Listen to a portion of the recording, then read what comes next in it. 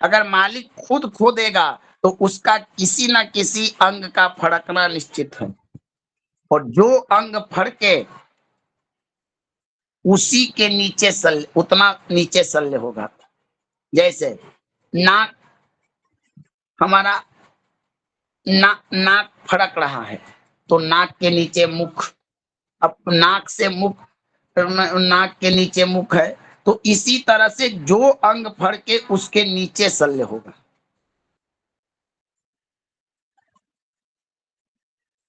समझ में आ गया कि नहीं आया? मतलब ये बताइए, जो अंग फड़के अंग उसके के नीचे नीचे मतलब कैसे होगा, वो नहीं कैसे? बताया दोबारा। देखिए, मान लीजिए कि कोई व्यक्ति खन रहा हो और उसका बायां हाथ फड़के। अब बायां हाथ फड़के तो बायां हाथ के नीचे शल्य होगा। पृथ्वी उस हाथ, जो जहां वो हाथ आ रहा है वहां शल्य होगा, इसका मतलब। हाँ हाँ, तो हाँ यही है। कब? हमेशा नहीं भगवान। जैसे आप फावड़ा लेके पृथ्वी को खनन कर रहे हैं, तो आप खनन कर रहे हैं तो अब ये आपको पता ना है कि कितना खनना है, हरि किशन जी? जी सही बताइए। बात है, कितना नहीं है मालूम। हाँ, तो अब जो अंग फड़के उसी के नीचे, तो मान लीजिए कि मेरा दाहिना हाथ फड़क रहा है तो दाहिना हाथ के नीचे हम खनन करेंगे। इस तरह से है। समझ में आ गया कि नहीं? अभी भी नहीं आया? तो कितना करेंगे ये नहीं हुआ ना इसमें, बाएं हाथ में करेंगे बट कितना भगवान गहरा करेंगे वो नहीं हुआ। भगवान मैं बता रहा हूं कि कितना खनना है। पहले ये तो समझिए कि जो अंग फड़क उठे उतने नीचे शल्य जाने। मतलब इसमें जैसे हमने खोदना स्टार्ट किया, जब खोदना स्टार्ट किया तो मान के चलो कि हमारा आंख फड़क रहा है, राइट? देवेंद्र जी पहले इसको सुन लीजिए, उसके बाद मैं सारे प्रश्नों का क्लियर करता हूँ एक ही बात की। जी गुरुदेव। तो प्रश्न काल में जो अंग फड़के फड़क उठे उतने नीचे शल्य जाने, या प्रश्न काल में हाथी घोड़ा गधा इत्यादि जीव बोल उठे उसका शल्य जाने। ये आपका प्रथम शोधन का विधि है। इससे भी सूक्ष्म पारदर्शी विधि अगली है। इसमें क्या करना है? प्रश्नकर्ता को, मान लीजिए कि पहले वाला जो मैंने विधि बताया उसको, उसमें आपको सफलता ना मिले तो आपको हताश होने की आवश्यकता नहीं है उसमें कि नहीं वो गलत है वगैरह नहीं। आप क्या कीजिए कि ये दिशा चक्र बनाइए, दिशा चक्र को बनाइए। सुपारी सुपारी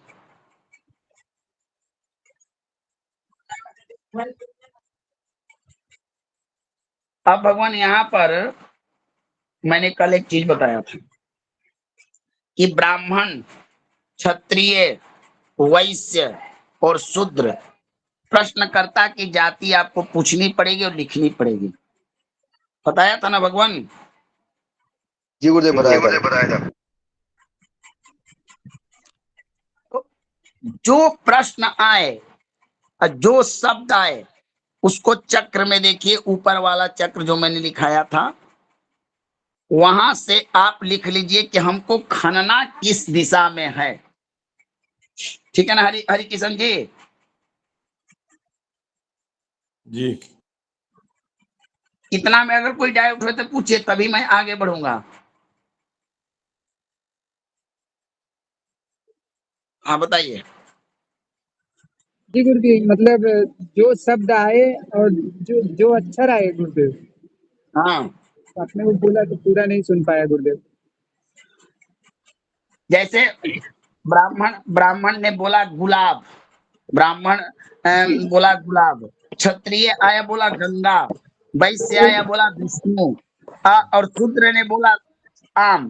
तो ब्राह्मण का गुलाब शब्द का ग अक्षर हमको लेना है, तो ग अक्षर पड़ता है अग्नि कोण में, तो ब्राह्मण के अनुसार अग्नि कोण में हम शल्य को खोजेंगे। ठीक ना, जी क्लियर हो गया सब लोग का ना? जी गुरुदेव, हो गया क्लियर। हाँ, और एकदम याद रखना है, यत्र पुष्पा अद्य अक्षरम भवति, आदि अक्षर लेना है। आदि का अक्षर या संयुक्तांक नहीं लेना है। जैसे किसी का नाम हो गया ट्विंकल, तो ट्विंकल का टी नहीं मिलेगा आपको, यहाँ ट ग्रहण होगा। ठीक ना, विष्णु, विष्णु, तो बी आपको नहीं मिलेगा, यहाँ पर विष्णु व का वाह। मिलेगा। हाँ, ये भी आपको ध्यान देना है हरि किशन जी। ठीक ना, समझ में आ रहा है ना बद्री जी? गुरुदेव विष्णु का ब लेना है, ब। तो क्या विष्णु कैसे लिखाएगा भगवान? गुरुदेव बी है तो उसका ब लेना है, हर शिकार को छोड़ देना है, यही ना आप क्या? बोल रहे हैं गुरुदेव? जैसे विष्णु है ना, तो बी जो लगा है बी, तो बस उसको बी को छोड़ के बस ब लेना है उसमें, अरे ब। आगे चलो भगवान। आप माइक में उठ कीजिए। एक बात बताइए, इतने इतने यहाँ पर पंचांग लोग देखने वाले हैं, देखिए मैं आपको बड़ा, अगर किसी के पास कोई लड़की का नाम ट्विंकी हो और लड़का का नाम टुकानाथ हो, टुकानाथ, तो बताइए, या अ, ऐसा कोई सही मान के चलिए कि उसका नाम हो तवर्गी न से नमित, तो अब बताइए कि आपके यहाँ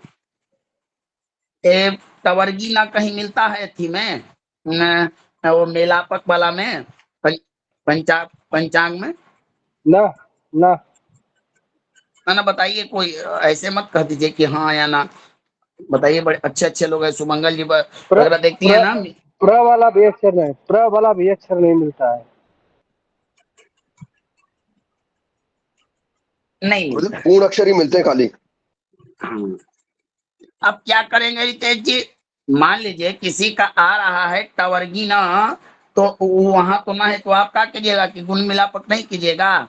नहीं, टवर्गी न न की जगह वहां पर तथ दध न वाला ग्राही है, तो विष्णु शब्द जो है विष्णु संयुक्ताक्षर है, तो विष्णु का भी इकारांत, इकार का लोप होगा, आदि अक्षर उसका वह होगा। बताइए। जी जी गुरुदेव, समझ गए। तो दिशा आपको प्राप्त हो जाएगा। अब आप लोग बार बार प्रश्न कर रहे थे कि कितना नीचे, दूसरा चक्र, गुरु जी इसको एक बार दोबारा बता दो, जो ब्रह्मा ब्राह्मण जाति क्षत्रिय वैश्य शूद्र, इसका दोबारा बता दो। ब्राह्मण पुष्पानाम, ब्राह्मण पुष्प को ग्रहण करे, फूल का नाम बोले हमेशा।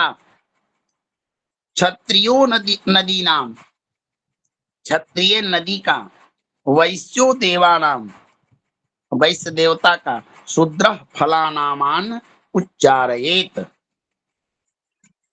ठीक है ना?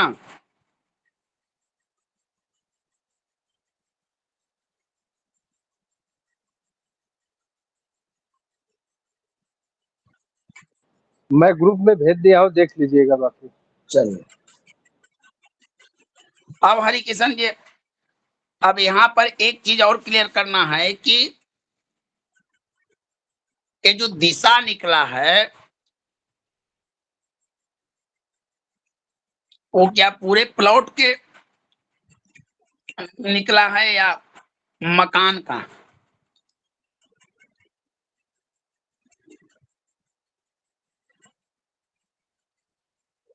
तो देखिए,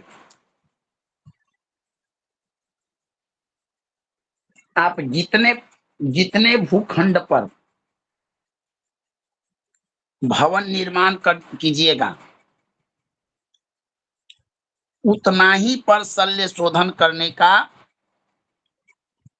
विधान है।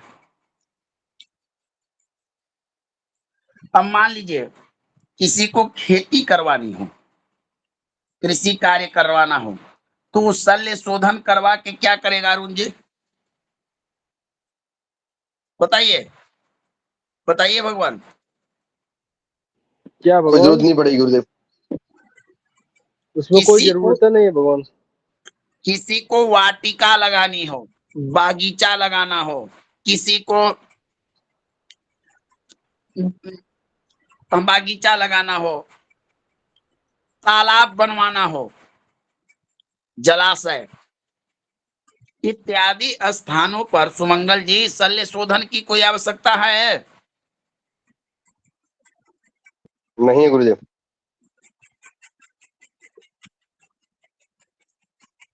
नहीं। तो शल्य शोधन भवन निर्माण और भवन के नजदीक तक ही करना चाहिए। स्पष्ट लिखा हुआ है, शल्ये गवाम भूप भयम हयानाम रुजस्सुनानाम कलह प्राणासौ। अर्थात भवन के निर्माण के समय। अब देखिए शास्त्राकार ने शल्य का भी नाम बता दिया है, आपको बता देता हूं। केशांगाकारा, केस, केस भी शल्य है। कभी कभी आप देखते होंगे कि जमीन कुछ रोपने के लिए, खंभा करने के लिए या ऐसे भी कभी खनन करते हैं तो भूमि से केस निकलता है ना। जी भगवान। हाँ, ये भी एक शल्य है। अंगाकारा, कोयले कोयला कोयला की जो कोयला होता है तो जल कर बच जाता है तो उसको हम लोग क्या करते हैं, फेंक देते हैं लोग। जला हुआ भाग, जी लकड़ी जी का जला हुआ भाग जी फेंक देते हैं किशन जी ना। जी गुरुदेव, जी गुरुदेव। अब वही भीगा हुआ, उसमें ऊपर से मट्टी डलाता गया, खनन होता गया, नीचे चलता गया, तो अंगाकारा ये भी आपका शल्य है। केस, अंगार, अंगार माने होता है भगवान अग्नि से जला हुआ जो चीज है। काष्ठ, जली हुई लकड़ी। हाँ लकड़ी, काष्ठ, जितने प्रकार के काष्ठ हैं वो भी शल्य के अंतर्गत आते हैं। लोह, अस्थिकाद्यम, लोहा का कोई भी, लोहा का कील मिलना, लोहे का कोई चीज मिलना, अस्थिकाद्यम, तस्मात् कार्यम शोधनम भूमिकाया। अर्थात अस्थि, मरे हुए प्राणी का अस्थि, तो कि मांस तो मिलेगा नहीं भगवान। तो ये चीजें आपके शल्य हैं। तो पहला आपको बता देगा कि आप मकान या जमीन के उस भाग में आपको करना चाहिए और किनसे क्या प्रश्न। दूसरा, अब दूसरा चक्र ही आपको बताएगा कि कितना नीचे खनना है और कितना, वही चीजें पंचांग में भी दी गई है। मान लीजिए कि आपका प्रश्न अक्षर आया व, तो व का मतलब य व का एक पूर्व दिशा, ईशान कोण से लेके और पूरब और अग्नि कोण का अक्षर है। य व का, स प च उत्तर से लेके मध्य और दक्षिण दिशा और पश्चिम से लेकर नैऋत्य तो का ह य त है। तो किसी का प्रश्नाक्षर आ गया व, तो व में बताना है कि पूरब दिशा में मनुष्य का शल्य है। कितना नीचे है? सार्ध मात्रे मनुज मरणम कथ्यति, 1.5 हाथ नीचे खनने पर मनुष्य का कोई शल्य निकलेगा। अगर इस पर मकान बनता है तो इस मकान में रहने वाले प्राणी के परिवार के सदस्य कोई न कोई हमेशा अकाल मृत्यु से मरते रहते हैं। ये प्रथम प्रश्न का उत्तर हुआ। समझ में आया? जी गुरुदेव। बताइए और लोगों को समझ में आ रहा है कि नहीं? बद्री जी आया? जी गुरुदेव। अब दूसरा प्रश्न, जी समझ में आ रहा मान है। लीजिए, हाँ, मेरा प्रश्न क आ गया, क क वर्ग वाले में हमने देखा अग्नि कोण आ गया, तो क अक्षर के साथ आपको दिशाएं मिल जाएगी। अब यहाँ पर देखना है खर शल्यम, खर कहा जाता है खरगोश को, कितना नीचे, कटी मात्रे, कटी मने कमर, कमर मात्र के नीचे गड्ढा खनने पर खरगोश का शल्य मिलेगा। अगर यहाँ पर हम मकान बनाते हैं या अगर यहाँ मकान बना हुआ है तो इसमें नृप भयम कथ्यति, राजा का भय होगा। यानी राजा राजा तो अब है नहीं, तो प्रशासनिक किसी प्रकार का कोई ना कोई कोर्ट कचहरी मामला पदाधिकारी इत्यादि का उस घर में समस्या होनी चाहिए। समझ में आया? जी जी। अगर हमारा प्रश्नाक्षर च आ गया तो च का मतलब आपका शल्य दक्षिण दिशा में है, कितना नीचे है भगवान, वानर शल्यम कटी मात्रे, वानर शल्यम, कोई कमर। बानर, कोई बानर, बानर माने बंदर, समझ रहे हैं ना आप लोग? जी लंगूर। उसका शल्य कमर मात्र खनने पर प्राप्त होगा। अगर ये शल्य उस भूमि के नीचे दबा रहे तो क्या हानि करेगा, गृहनाथस्य मृत्युम कथ्यति, मकान बनाने वाले का मृत्यु तुल्य कष्ट होगा। या तो व्यक्ति मकान बनाकर ज्यादा दिन उस मकान में रह नहीं पाएगा, लेकिन गृहनाथस्य मृत्युम कथ्यति, अगर मकान बना हुआ हो तो व्यक्ति मर गया होगा और नहीं होगा तो उसको मृत्यु तुल्य कष्ट होगा। अगर कोई मकान बनाने जा रहा हो तो बनाने के पहले उसकी मृत्यु हो जाएगी। यानी किसी भी तरीके से जो गृह का स्वामी है उसको हानि होनी ही है। समझ में आया?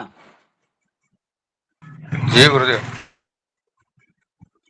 देवेंद्र जी आ रहा है समझ में आप लोग को ना, रितेश जी वगैरह? जी गुरुदेव आ रहे हैं। जी गुरुदेव।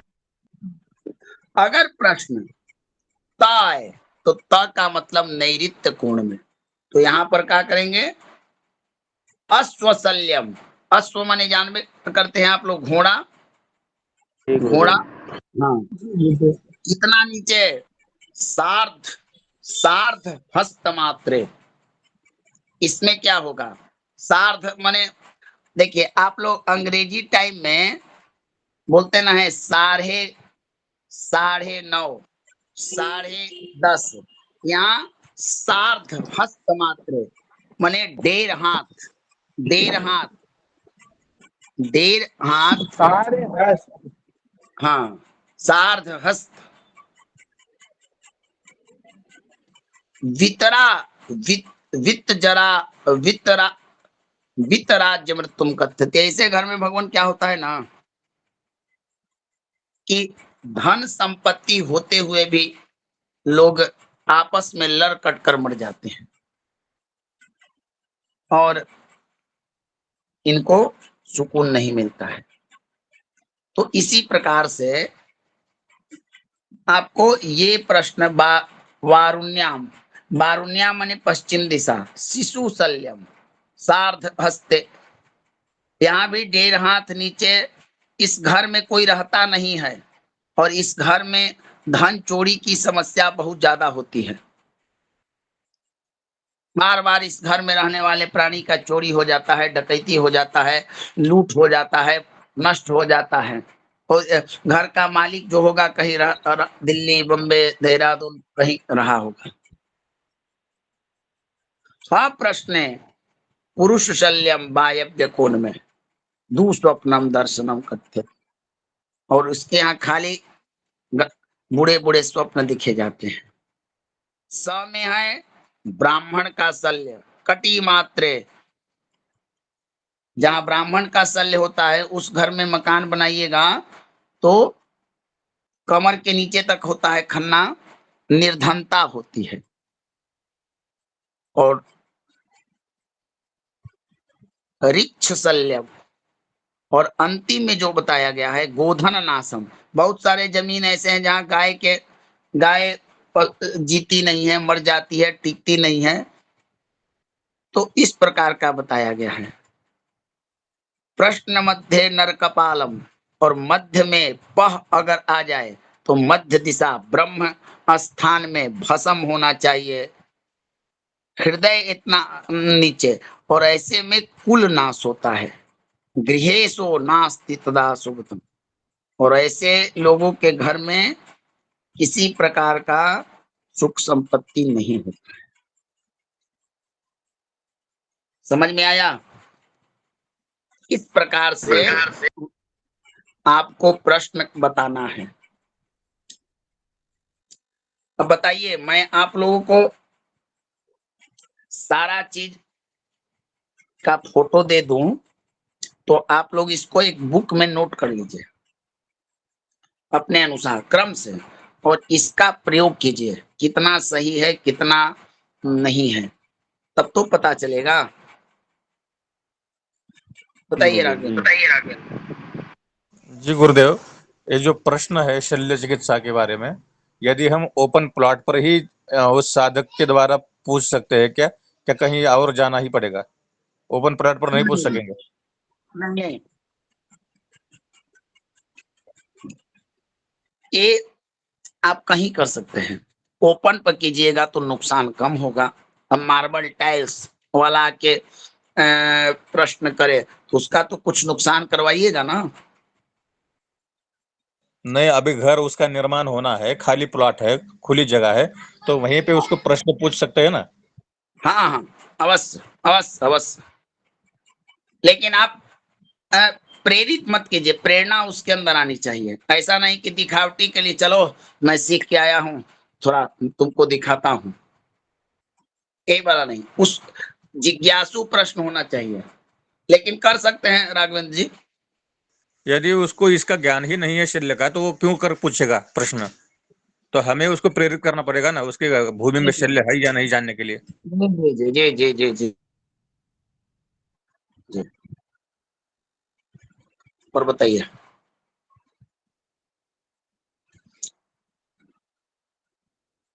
आज भगवान जरूरी प्रश्न है।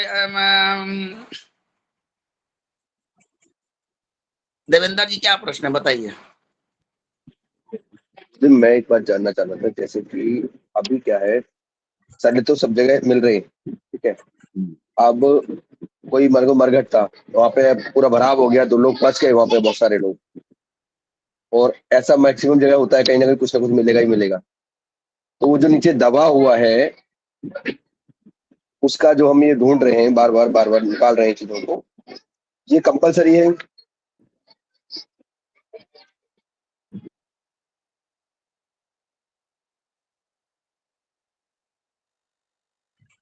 देवेंद्र जी प्रश्न पूछिए।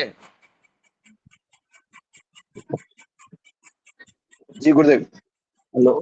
मेरा प्रश्न ये था कि जैसे पहले खेत हुआ करते थे, लोग रहते थे वहां पे, तो वहीं पे अपने पशु पक्षियों को जला दिया करते थे, आदमियों को, मुर्दों को फूंक दिया करते थे। फिर भराव हो गया, घर बनना शुरू हो गए वहां पे, तो ऐसी कंडीशन में तो वहां शल्य निकलेगा ही निकलेगा गुरुदेव, अपने पूर्वजों का निकलेगा तो। जी। 100% भगवान, 100% यही होता ही है। तो क्या अपने ही पूर्वज का जो शल्य नीचे दबा हुआ है और उस पर हमने घर बना लिया था, कि वो फिर नुकसानदायक रहेगा? एकदम रहेगा, एकदम रहेगा।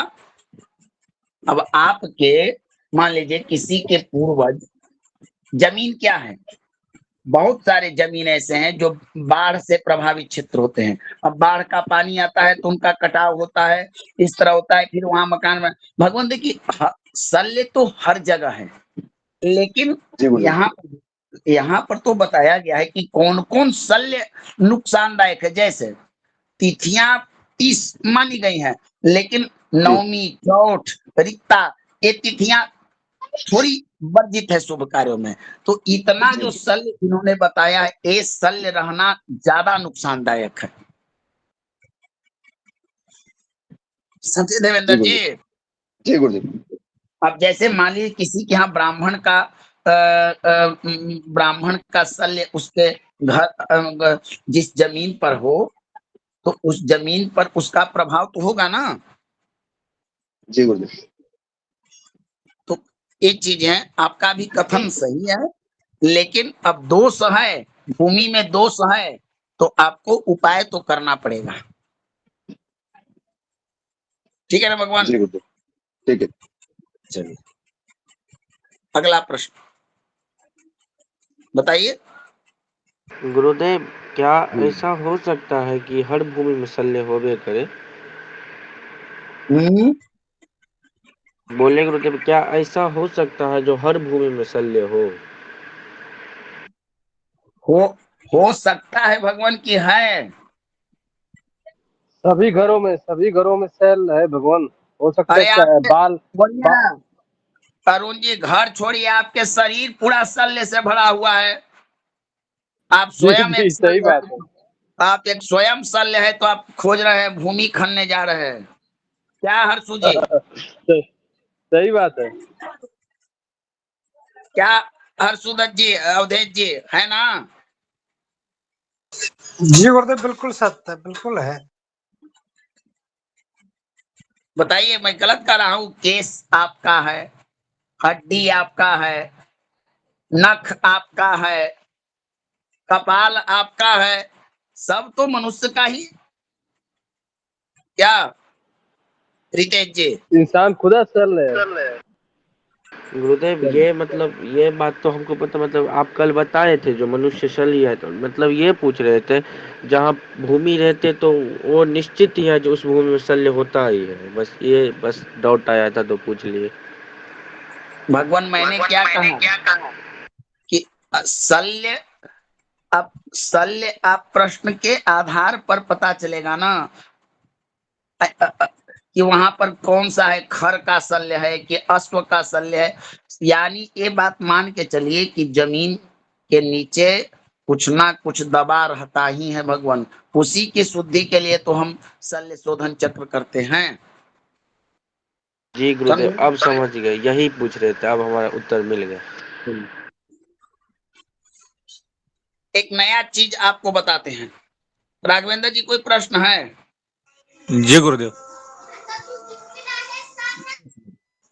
प्रश्न ये है कि आपने कहा ब्राह्मण का शल्य, ब्राह्मण मरणोपरांत उसको दाह संस्कार होके गंगा में बहा देते हैं, तो उसका कौन सा चीज वहां पे रहेगा जिसको हम ब्राह्मण का शल्य कहेंगे?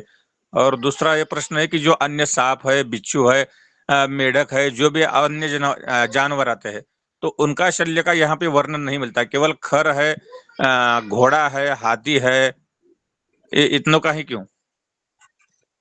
देखिए भगवान, आपने कहा कि ब्राह्मण का शल्य कर देते हैं। एक बात बताइए हमको कि जितने लोग मरते हैं उनका अग्नि संस्कार ही होता है कि कुछ लोगों को दबाया भी जाता है? सिर्फ हाँ, ब्राह्मण की बात करें। कुछ जातियों में है जो दफनाते हैं, किंतु ब्राह्मण तो जलाते ही है।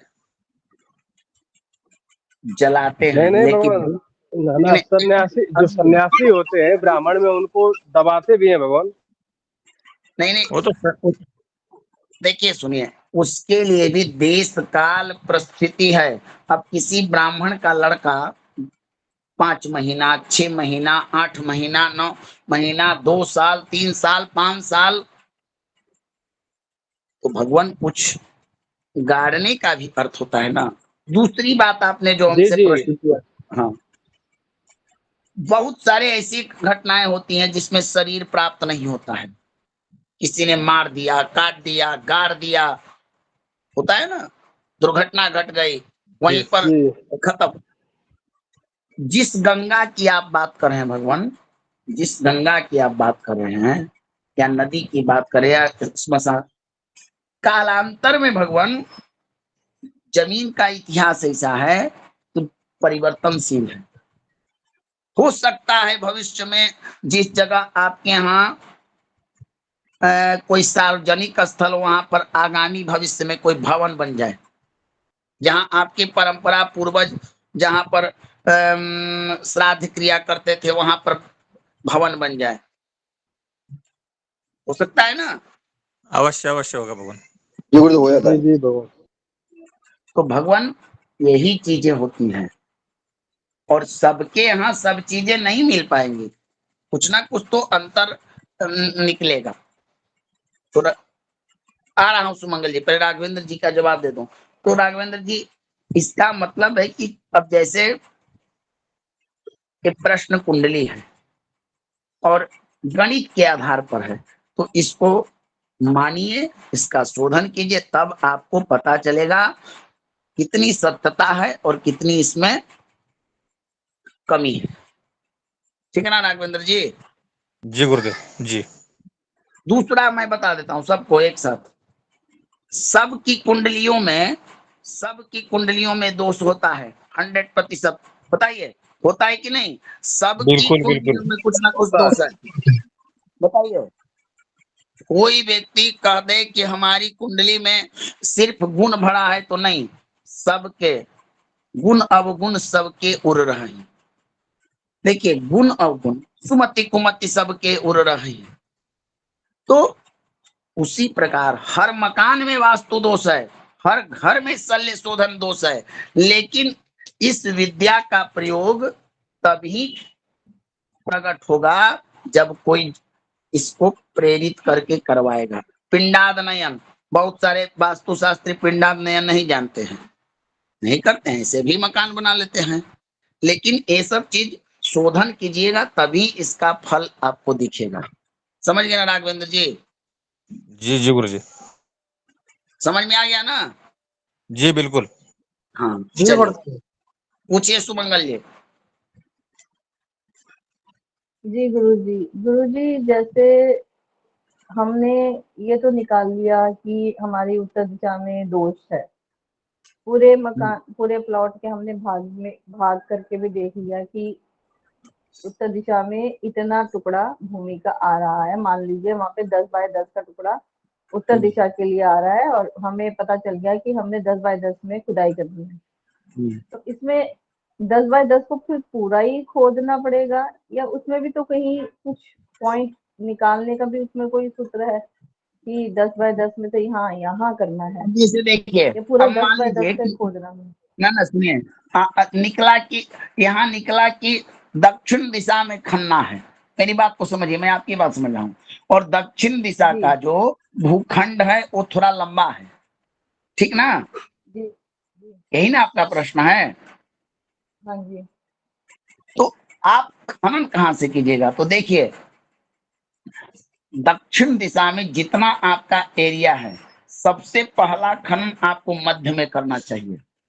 मध्य कोण में, मध्य जो उनका उस दिशा का जो माने प्लॉट का जो क्षेत्रफल होगा उसके मध्य में खनन कीजिए। समझ गई ना?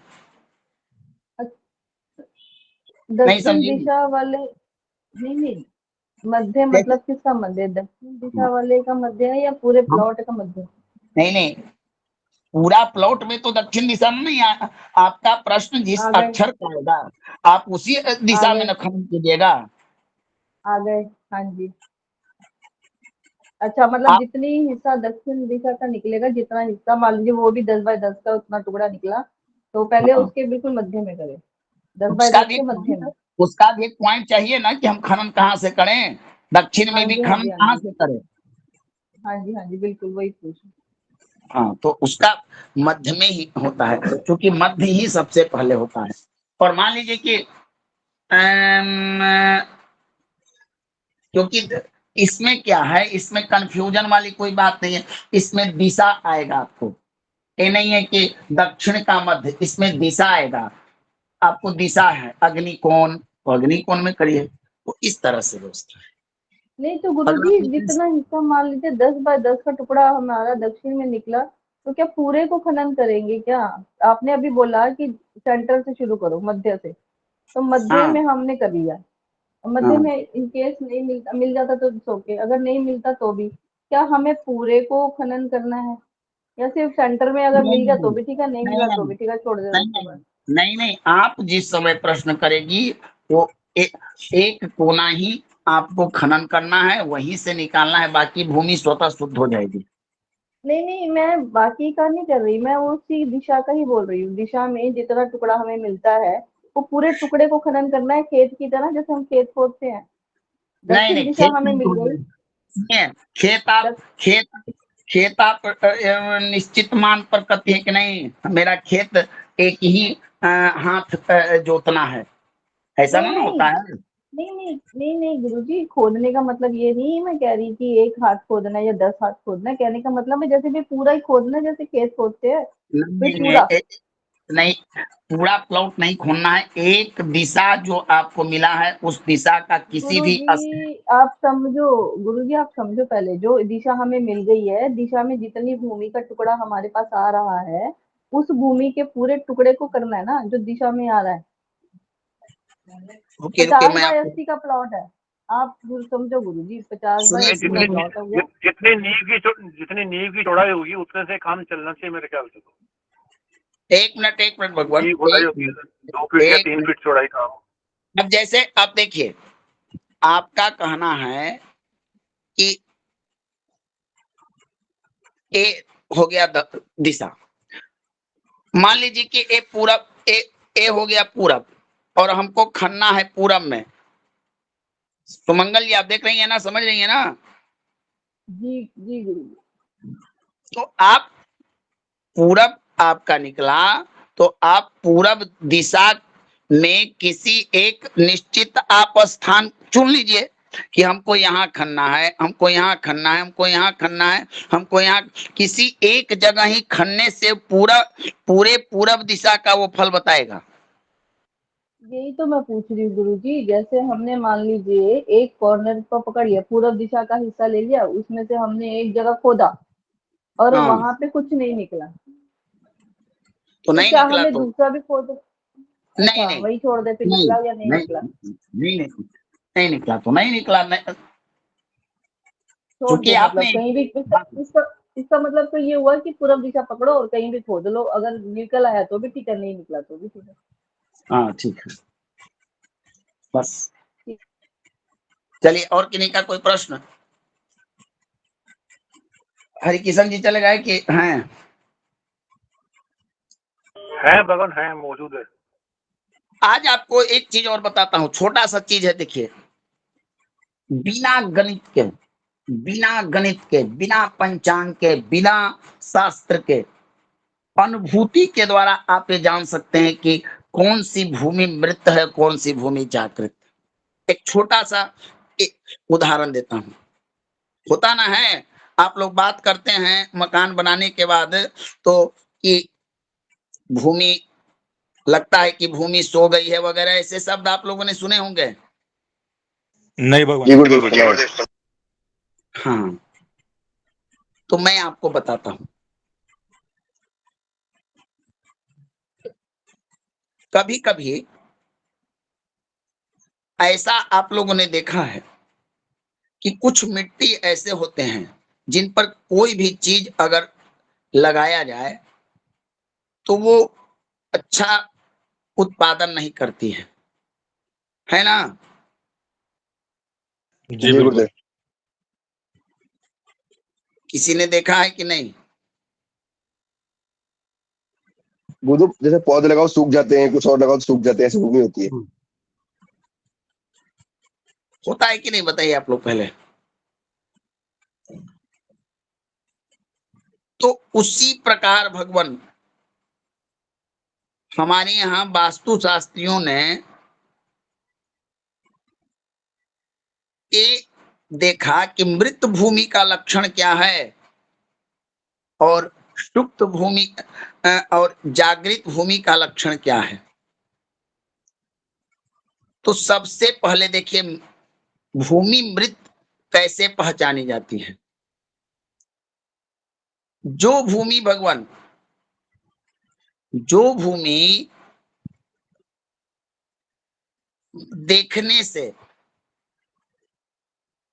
देखने से हरी भरी ना लगे, मन प्रसन्न ना हो, वहां पर किसी प्रकार के वृक्ष ना हो, जो भूमि फटी हुई हो, जिसमें हड्डी दीमक लगे हों, नीची हो, ऐसे भूमि को मृत भूमि कहा जाता है। समझ में आया कि नहीं? जी गुरुदेव, जहाँ पे कोई वृक्ष ना हो, कोई घास फूस ना हो, तो उसको मत समझिए। हाँ, जो भूमि में फटी हो, गंदगी लगी हुई हो, देखने से मन प्रसन्न ना हो, उसमें पीपल जमे हो, गुल्लर जमे हो, पाकड़ का वृक्ष हो इत्यादि, माने प्याज वृक्ष लगे हो, मिट्टी समतल ना हो, जहां पर भैंस, कुत्ता इत्यादि रहते हों, ऐसे भूमि को हम लोग मृत भूमि कहते हैं। क्या कहते हैं? मृत भूमि। अब मृत भूमि में कोई निवास करे भगवान, तब तो उसको हानि होगा ना। जी। अच्छी भूमि कौन सी है? जिसको देखने से मन प्रसन्न हो जाए, जो हरी भरी हो, यहाँ पर अच्छे अच्छे वृक्ष लगे हो, देवताओं का मंदिर उनके समीप हो, मंगल चीजें हो,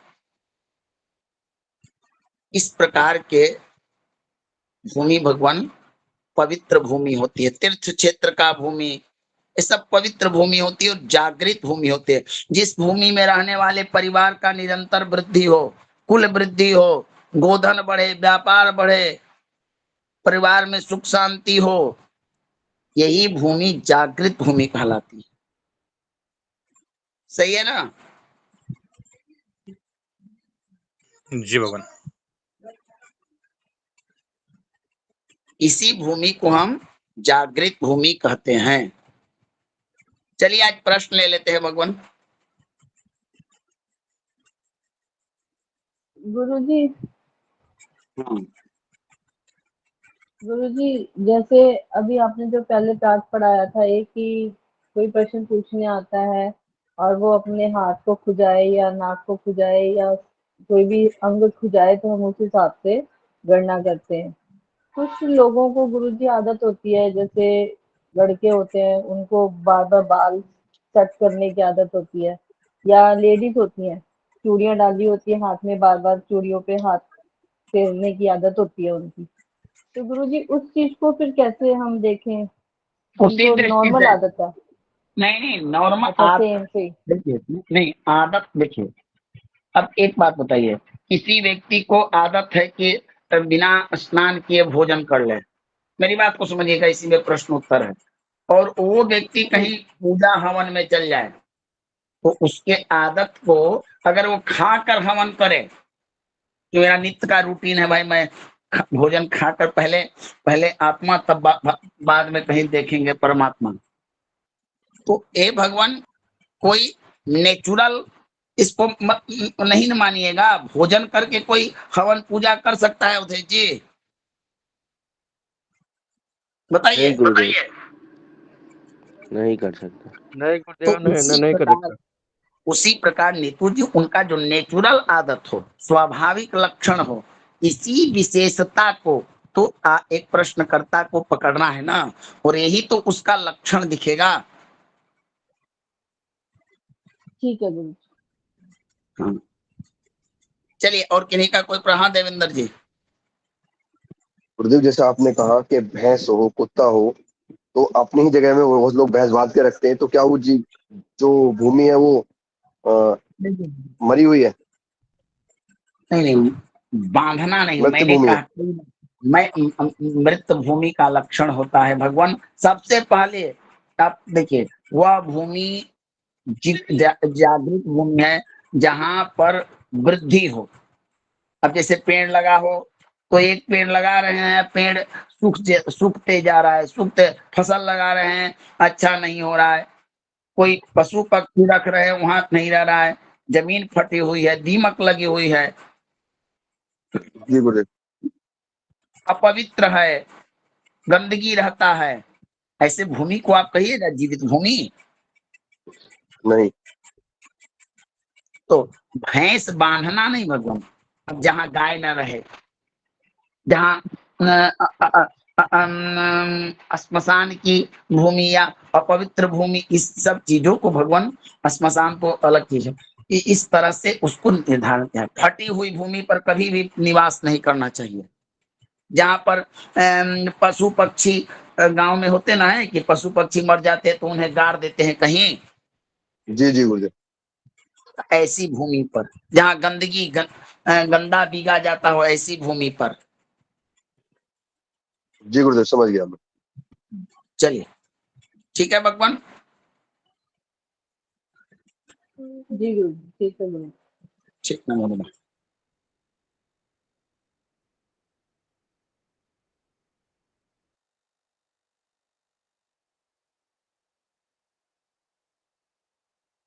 सभी को नमो नमः। नमो नमः। नमो नमः नमो नमः सभी को। राघवेंद्र जी, राघवेंद्र जी,